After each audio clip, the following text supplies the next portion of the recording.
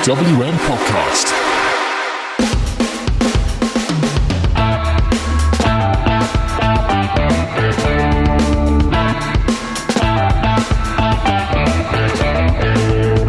This podcast is called The Way, The Truth, and The Life because, you know what? So much happened on this Raw, and it's exhausting, man. Royal Rumble season is exhausting. Welcome to Raw Talk.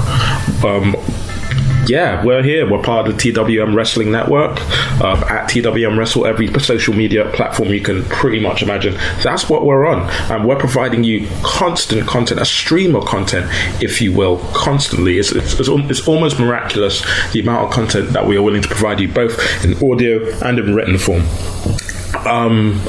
Yeah, there's not really much else to say beyond the fact that you should just listen out for stuff. We did a dual pay-per-view review yesterday, where we decided that NXT UK takeover Blackpool had pacing issues, and that bigotry in wrestling is hard to kill. And you know, we got an indie wrestling review coming out tomorrow. We Wednesday Night War coming out on Thursday, which isn't confusing at all. Listen, it's constant, and articles just constantly coming at us. And stay tuned to our social media networks because we've got something very, very exciting planned for the next few days as well. By the way, if you're listening to this, you probably like stuff, wrestling-related stuff, you know, memorabilia, stuff like that, merch, if you will.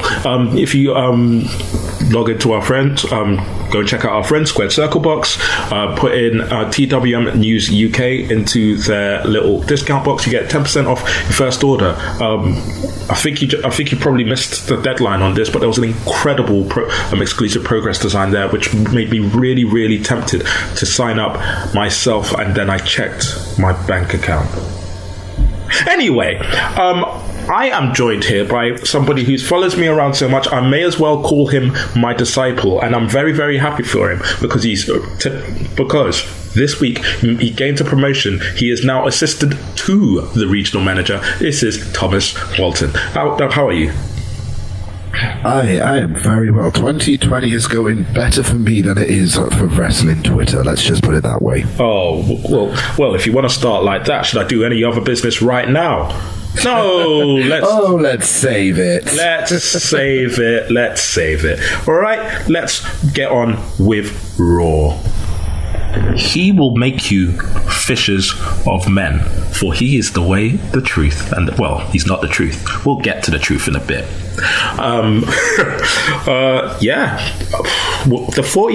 last 45 minutes of Raw were a bit wild, weren't they, Tom?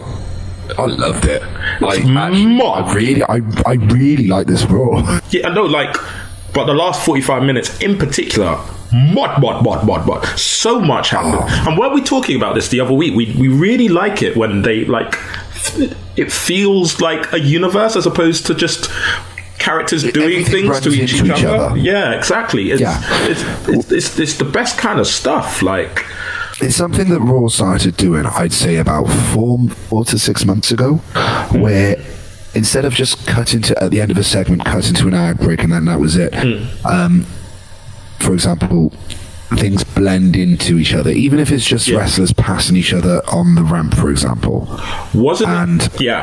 By laying those kind of seeds, it can lead to something else, as happened at the end of this show, which is brilliant. Yeah, and we all know why it started a few months ago. Wasn't it Paul Heyman who directed a SmackDown tracking shot? It's just one long shot of Kurt Angle walking down a corridor in an arena somewhere, and it's just he interacts with every single member of the roster, and it makes perfect sense.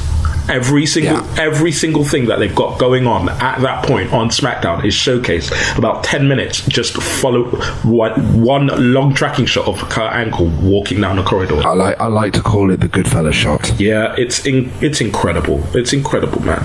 But let's actually get down to the nitty-gritty of what happened instead of us waxing lyrical about it. Aleister Black versus Buddy Murphy 3. Can I get this match like always? No, because then you'll no. I don't want this match always. This is too much of a good thing, you know? Okay. I mean, absence makes the heart grow fonder and all that. I mean, but still, watching these two in the ring is just... It's just like... It's artistry. Yeah, it's like they share a brain, and it helps that basically one's a hench version of the other one. Yeah. Some of the sequences in this match were absolutely brilliant, and the storytelling as well. Like, I didn't even write anything down about the match because, well, that's not really what I focus on. I focus on the big overarching stuff. I talk about matches on pay-per-views because that's it. That's the culmination. That's the affair being exposed in the Queen Vic of this weird soap opera-ish medium that we all love. But, like, honestly... Yeah. Honestly, it's just... So I think Yeah, what were you going to say? Yeah, so, like, the overarching theme here is that Buddy Murphy has said, right, I know how to beat him. I know exactly what to do. Yeah. And even by thinking, I know how to beat him, he still couldn't. It lays the doubt. It's not that doubt. It's in his head. It's not even... And over the next 20 minutes, it grows. It's not doubt. He had doubt during the match. He's just done. He is bereft. He has nothing. He was lost. He's found. Oh, well, you're jumping ahead a bit, aren't you? We'll get to the main event. We get to the main event, though. Actually, you know what? I've jumped ahead. Shout out to Hot Jeff Shreves for trying to get to him during a squash. Yeah. And that whole time, he's just sat there. He sat there through... Despondent. He sat there through a promo for a ladder match and a squash before, and the main event. Just mad. Just literally, hello, darkness, my old friend. It got to that point where he was there, so you forgot that he was there, then remembered he was there again, and then forgot. Yes, exactly. It's just like I think Jim Smallman talks about this. It's like Santos selling that he was dead for an entire interval at a WXW show. Oh, only Santos. Santos. Yeah. Would do that. Yeah. Of course. Yeah. Like, apparently they didn't ask him to do it. They just said, sell this finisher like you are dead. And he went above and beyond. It's great scenes. Great scenes. That was the day before I took your progress ticket to Wembley.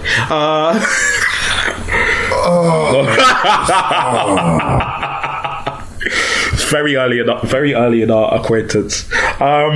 Right, and then still a sore point. Still a sore point, yeah. Sorry, mate. But this isn't the indie wrestling show. They're recording on the other channel, so let's talk about Raw. Well, I'm about to talk a bit more about indie wrestling. We get to the main event. Which is the first ever. They've been pushing it as the first ever fist fight, which is wrong. I've seen many fist fights on Raw. They should have called it the first ever sanctioned fist fight. Yeah. Thomas, go on. No, after you. I get excited. We have two different thoughts about what this match basically is. You go first, then. So it was that last man standing match without the count. It's basically Paul Robinson's rules for the Proteus title. Yeah. Just pure it's just knockout. Yeah. Obviously, Robbo's got a submission. But Robbo's never going to... Robbo's never going to submit. So someone's obviously going to knock him out. Yeah. So literally, it's just knock out your opponents. Yeah, knock out your opponents. And this match was, well, your standard WWE... car crash. No holds barred, schmoz, little bit of run and gun until they get to the point where they're going to do the spots. And Kevin Owens has a moment that will be memed forever. It was beautiful. It was brilliant. I think you just watch him. It's like, oh, okay, he's gonna swanton off the thing, and why is he running up the wall? What? Yeah. Tony Hawk Pro Skater 2 fans are just there going, I did that on a game once. For me, all I've got in my head whenever I watch that is Green Hill Zone. It's just Sonic. Exactly. Exactly. With the ring, when he lands, the rings coming. Someone needs to do that. Yeah. someone with better video editing skills than myself. And someone who actually has video editing skills, unlike me. Yeah. But yeah, not only Chekhov is nodding in approval somewhere, because you can't the gun in the mantelpiece has finally gone off. Someone is going to do something like that. Yeah. And I'm surprised it wasn't I'm surprised it wasn't Cedric Alexander, to be honest, but yeah, it's I don't know what pops into someone's mind to think, I'm gonna run up a wall and do this parkour. Boom. Yeah. This is the spot that John Morrison would take if he was on Raw. Yeah, but he's not, and we got it from Kevin Owens, which is even better. Yeah, exactly. 50 times crazier. Samoa Joe also sent on both of AOP through a table, and AOP returned the favor. So they were all out. Meaning, and the rules of the match state that every member of a team needs to be out, which leaves Big Show and Seth Rollins in the ring. And I wonder who's the favourite here. Big Show has receipts, fam. He's got receipts. Yeah. He remembers getting kicked out of Authority. So yeah, we're left with Seth and Big Show. Yeah, in the middle of the Seth Rollins' deserved beatdown, to be honest, because he's been a bit of a dick recently. Just a bit. Yeah, it's kind of unavoidable, to be honest. It's a heel turn we wanted, and we're enjoying it. But we like to see a villain whose up and comes. And in the middle of this beatdown from a giant, Seth pleads for a despondent Buddy Murphy's help, and help Buddy Murphy does. Yeah, Murphy just sitting there ringside, just watching this beatdown go on. Those pleas from Seth are just ear bleeding, and just when you think Buddy Murphy, he's going to respond, no he's not, and then from behind, a low blow right to the Big Show, right to the Giants. Right. Yep, right to the Big Show.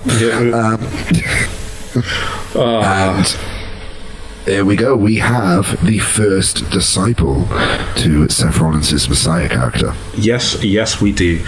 He once, like you said earlier, he once was lost, but now is found. And you know, I'm really a big fan of this. We got ourselves a stable, boys. It's not just a single. We have a group. We have a stable. And I'm Monday Night Messiah and his disciples. I'm there for that. They got to call themselves the Apostles. I don't know. Names on Twitter. Please, names on Twitter, please. I'm just, watching all four of them in the ring. I'm getting vibes of evolution is a mystery. I did as well. I'm drawing a line in the sand. Revolution. Revolution. Just yes. So yeah, I had a strong sense of that, and obviously you got Seth in the Trips role. Yeah. AOP, they'll kind of go as the Batista. Yeah. And it's hard to see which role fits in. Buddy's Randy.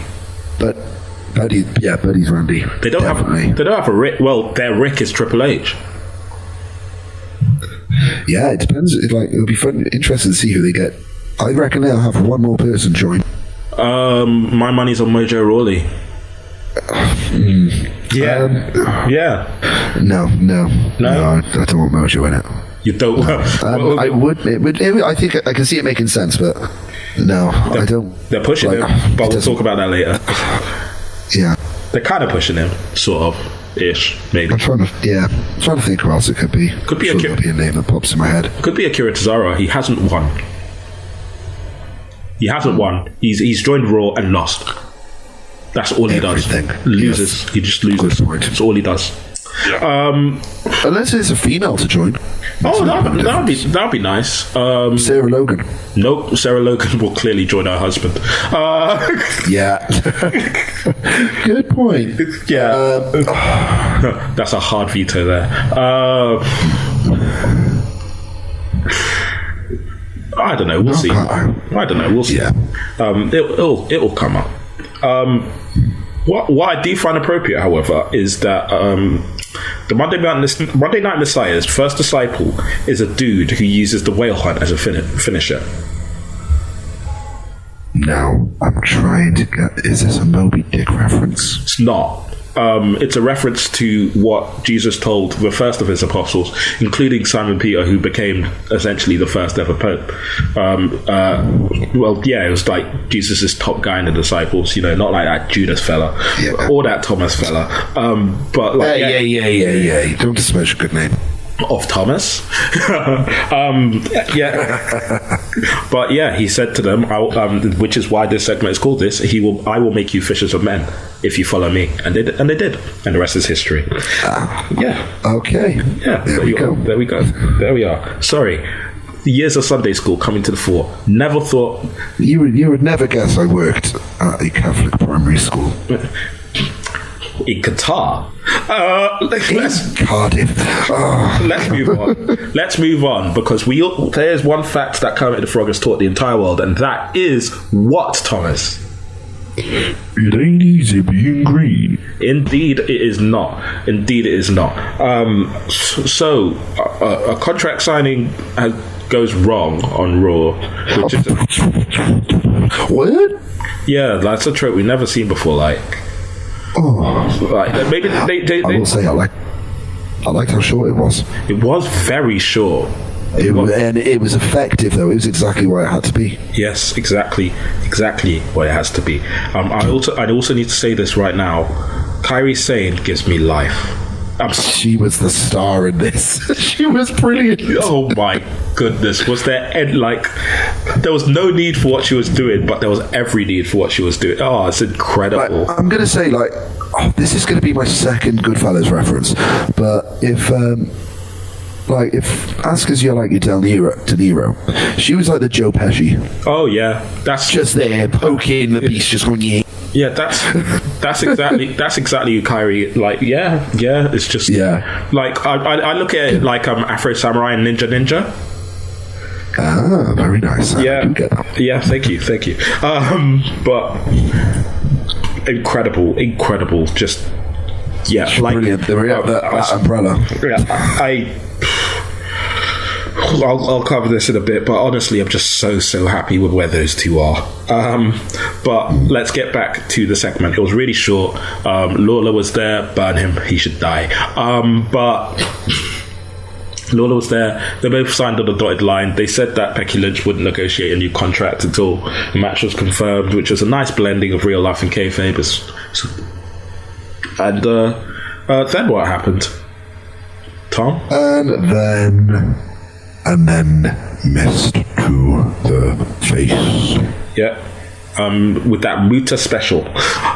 Yes. I've just seen the most deadly Muta special that we have ever seen from a person, from Asuka. Asuka, she just... Everyone sold it like death. Everyone. It's like they've been shot. No, but it was incredible. No, but it put over both of them huge. Yeah. It put over Asuka as this despicable character, but I also put over Becky Lynch as... Becky Lynch has become everything that she was fighting against this time last year. This match has literally been a year in the making. The fact that everyone was clamoring over her to check that she was okay shows how important she is to the WWE. Becky Lynch needs to, feels like she needs this match to prove to herself that she is still who she says she is. This podcast, and indeed all TWM podcasts, are brought to you by SquaredCircleBox.com, the only place for your monthly wrestling box needs. With things from superstars from WWE, AEW, New Japan Pro Wrestling, Impact Wrestling, British Wrestling, Independent Wrestling, and loads more. It is the only place that matters if you want to get the best wrestling swag for a low price. That low price is just £25, people. What a bargain! And you can get snapbacks, t-shirts, magazines, DVDs, trinkets, whatchamacallit, doodads, you name it, they have it each and every month. And just because you listen to TWM, you sexy people, you get 10% off your first order. All you got to do is use the code TWM News in the checkout. Just use the code TWM News in the checkout for 10% off your first order at SquaredCircleBox.com.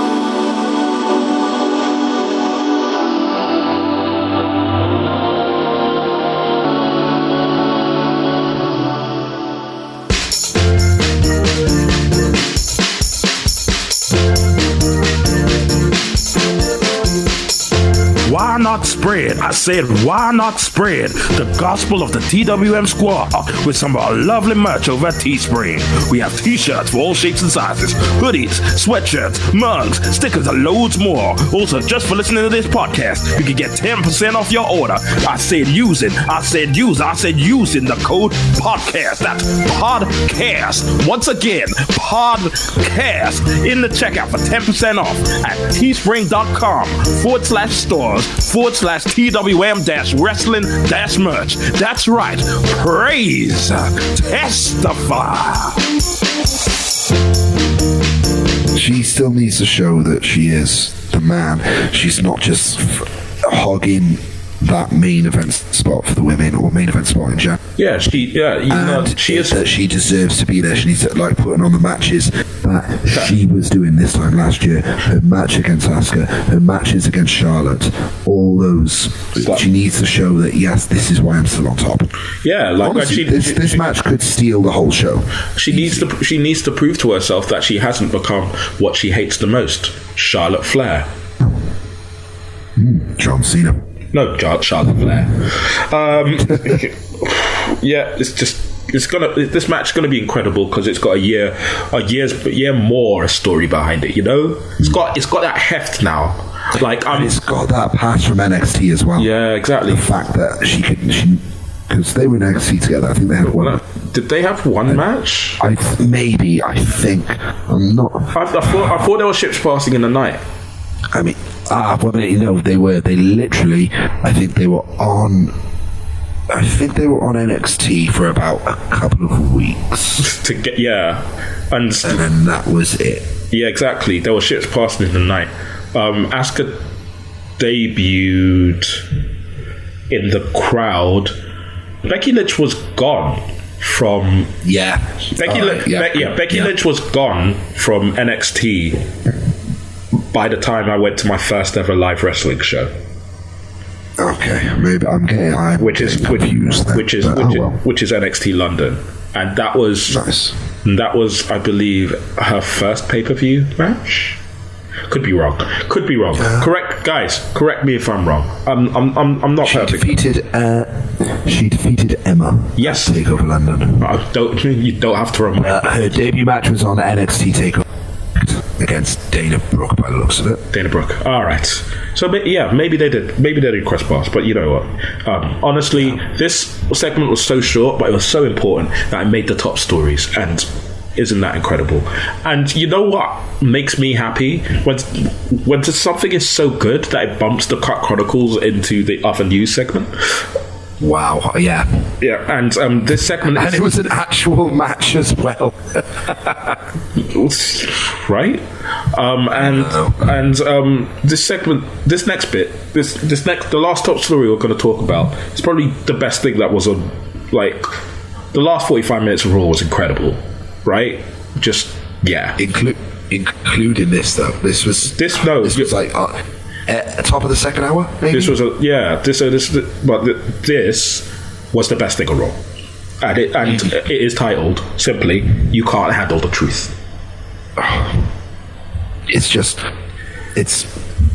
He is like the WWE's hidden gem. It's like when you need to bump a crowd, when you bump an audience, you just bring R-Truth out and everyone is happy now. Yeah. And he's like, they've got a lot of trust in him, and it's never misplaced. He's honestly one of the greatest comedy wrestlers that have ever done it. And yeah, Hall of Fame. And it's mad to think, like, back when he first started, when he was like King Quick, back like 2001, 2002, he had no comedy in his routine. Yeah, it's something that he picked up. Because he used to be a true OG. Shout out to that picture of R-Truth and Tupac. Let's focus on the segment. Brock and Heyman come out and do their thing. Heyman saying, telling the crowd that Brock doesn't suck, and they get louder, so they try and leave, and they start cheering, and they reacting to a crowd. Yay! Yeah. Good. Well, like, do it. Someone's been watching NWA Power.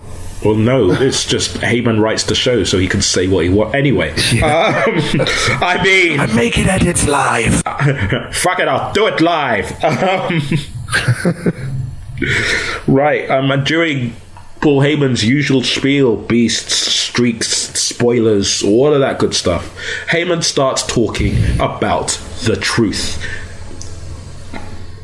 And yes. And out comes the 24/7, 48/7, 7-Eleven European TV champion.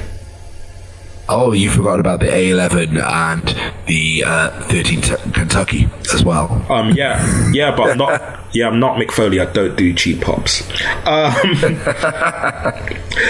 The 24/7, 48/7, 7-Eleven European TV champion says he's entering the Royal Rumble. He says that he knows that the competitor who's going to enter at number 1 is a really big guy, but he is not scared of this really big guy.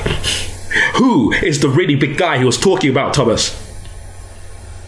Paul Heyman. Why did I do a Vince impression? With the inflection of "you're fired" as well. I know. Oh. Yeah, so... Yeah, Paul Heyman. For the first time in ages, we get R-Truth saying one of my favourite catchphrases of his. My bad, this one's on me. Yeah. Don't forget about him talking about his childhood hero, John Cena. Oh, yeah, well... just honestly incredible. He's brilliant, and honestly, I'm trying to figure out. Brock was pissing himself. Yeah, Brock was he acting in character, or was he actually just pissing himself? Well, this is the thing. It's Brock Lesnar corpsing. You don't send for the man. That's not going to end well. You just let Brock do what Brock does. Send for the man. He's supposed to be laughing. No, just make it work. Just make it work. Yeah. Anyway, after being corrected and withdrawing his entry, the 24/7, 48/7, 7-Eleven European TV champion has ample opportunity to leave the ring before he gets absolutely fucking clarted. Just move. Just run. Just leave. Literally, leave, R-Truth. Just leave. Why? No, don't start dancing. Don't start dancing. No. Oh, no. And you're dead. Oh, boy.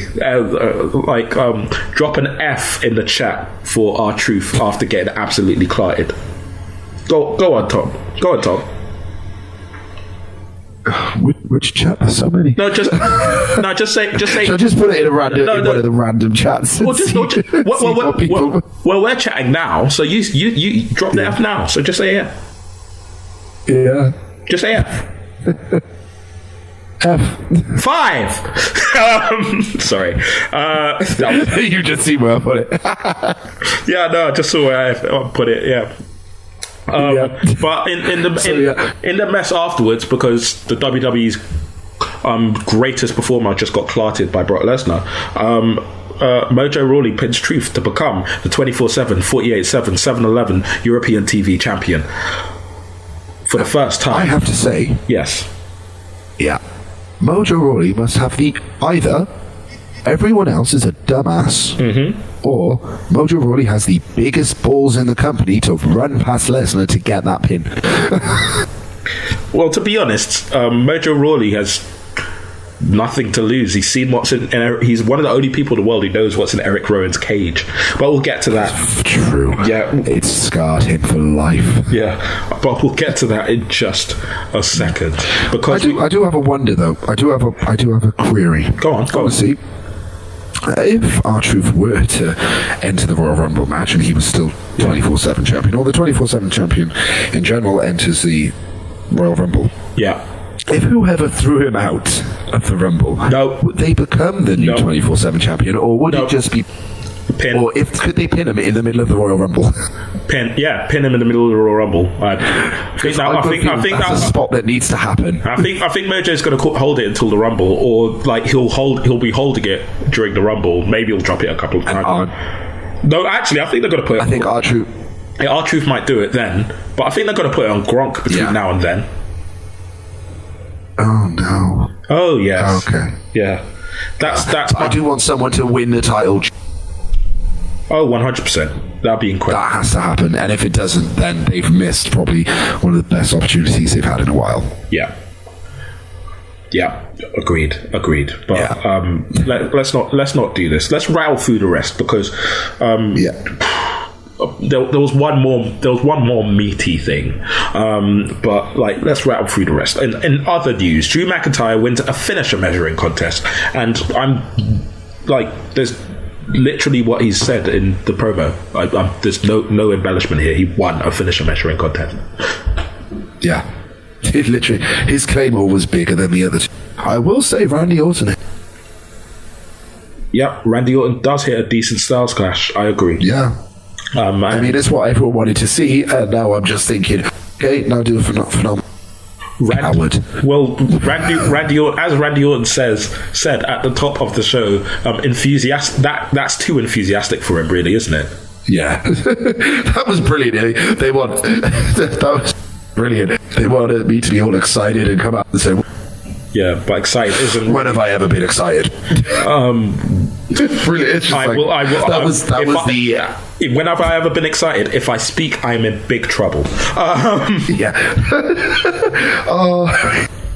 It was just the energy of everyone watching, thinking, okay, we got a fist fight and stuff coming up. Yay, Monday Night Raw. How wrong were we to think that? Yeah, exactly. Wow. Like, let's run through the squashes. Ricochet squashes Mojo before he became the 24/7, 48/7, 7-Eleven European TV champion. Charlotte squashes Sarah Logan. The Viking Raiders squash the Singh brothers. And Rowan squashes another local competitor, but not before whatever's in his cage bites his hand. And he smears the blood all over the competitor's face. What's in the box, What the fuck in the box? What's in the box? What is it this week? What do you think? What's in the box? It's Audrey 2 from Little Shop of Horrors. Audrey 2 from Little Shop of Horrors. That's a very good reference. Thank you. I think it's a little Emma, but with like he's made a tiny version of Emma from like OG NXT, but like it's like it's Emma Scissorhands. And all it can do is that stupid dance she used to do. No,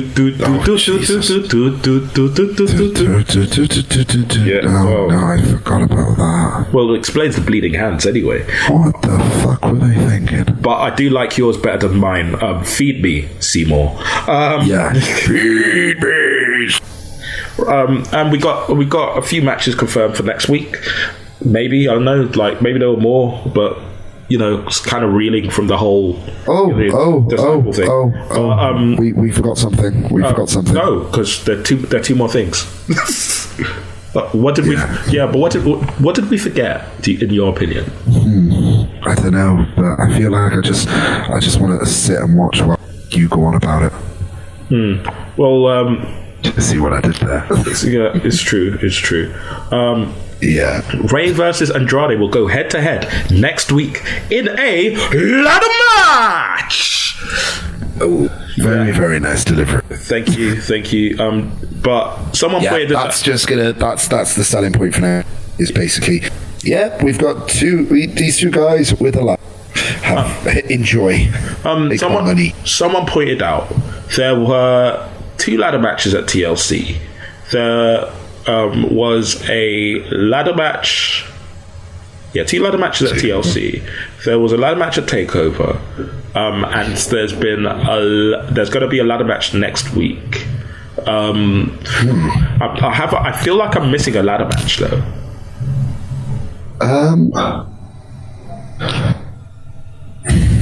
In the Fed.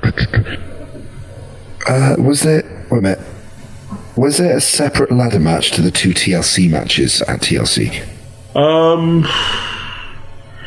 Well, yes, there were 2 TLC matches.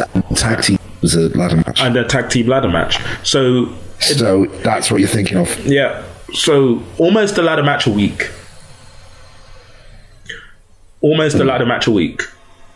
I feel like after this ladder match now, they're going to have to call high. Yep. Because it's too many now. Yep.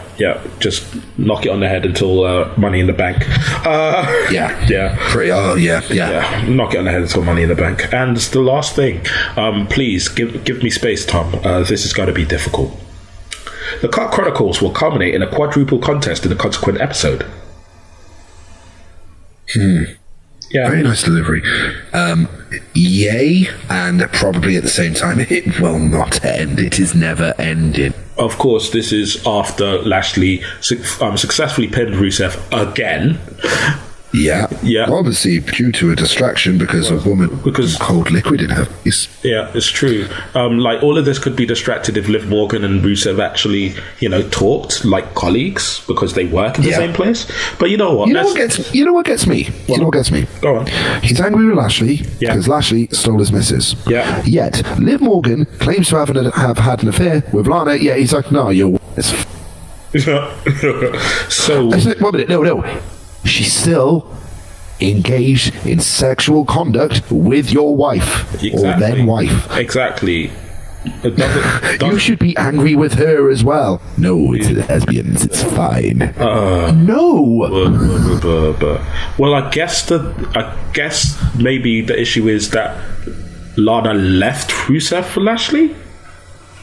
Yeah, I guess if they had an open marriage of sorts. I don't think they did. But no, definitely not. But like the amazing thing is, like if you think about it, it's the slowest of slow burns because Aiden English done told Rusev. Yeah. He was right all along. He was right all along. And to be honest, all right, so the match is set up for next week, and Liv Morgan had that had a great promo, to be honest. She's a great actor. I did not know she had that in her locker. However, when the match was confirmed, Lashley's lover lost her luster for suggesting, because it was Lana's idea. Yeah. He did not enjoy that at all. It's like, we're done with them. What are you doing? Why do we need to keep on getting involved? Just leave it be. Well, I guess she did say that one of her New Year's resolutions was crush Rusev, but she's taking it too seriously, fam. Why does she keep on saying that in a Russian accent? Really annoying now. What is annoying about Lana at this point? Yeah, good point. She's completely lost the appeal that she had 2 or 3 years ago. I did enjoy what she wore out to the ring.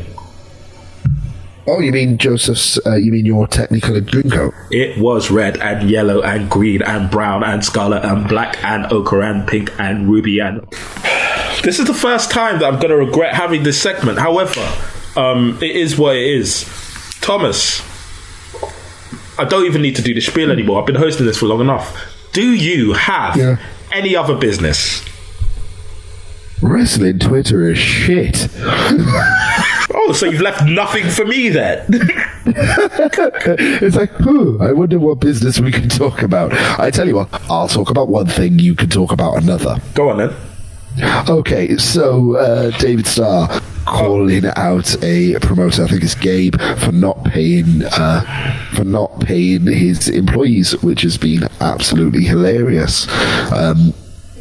And then, obviously, unfortunately, I didn't catch the tweets that the promoter sent out, basically calling David Starr a hack, calling him by his shoot name as well. It's Max or Max Barsky, I think. Barsky, yeah. Max Calling him out by his shoot name.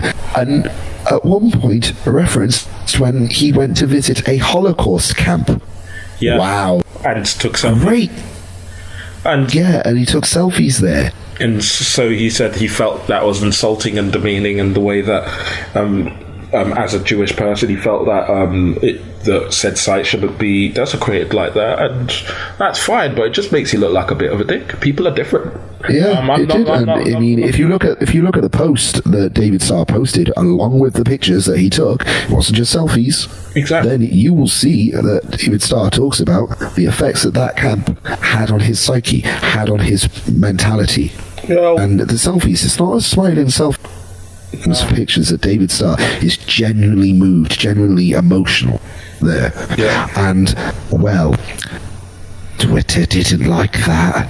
And the guy he removed the tweets, and suddenly all of Evolve's unpaid workers have been paid. Cal surprise. Yeah. Do you have a Twitter any other business? Or tweet any business?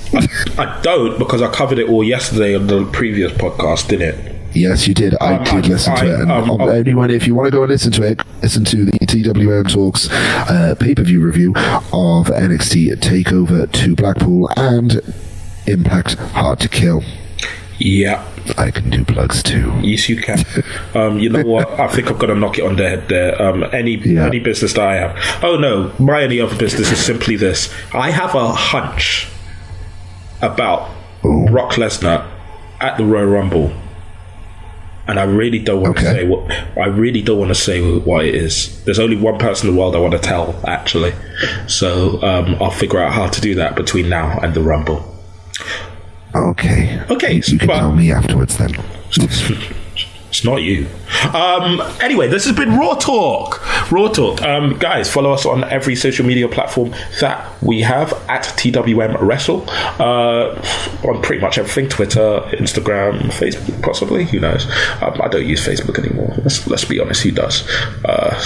You use it to chat. That's basically it. Yeah, exactly. That's it. Yeah, and I use Messenger for that. I don't have the actual app on my phone. Yeah. Tom, plug your social media stuff. Social media, TD Walton, out on that Twitter thing. I promise I will not post anything that is controversial. Yep. Or will I? Or will he? Yep. I can't believe we got through. We almost got through the entire. We almost got through an entire podcast without mentioning puppy play. And the Twitter account I'm going to plug is at I'm Lindsay, with 2 E. The double EY. It's her birthday tomorrow. She's one of my mutuals. Happy birthday, you! Woo! Happy birthday! Woo! Happy birthday for tomorrow, you weird Baron Corbin loving person. You're generally. Oh no! I take it back. Yeah, take it back. Generally quite a funny person to listen to. All right, see you guys. Bye.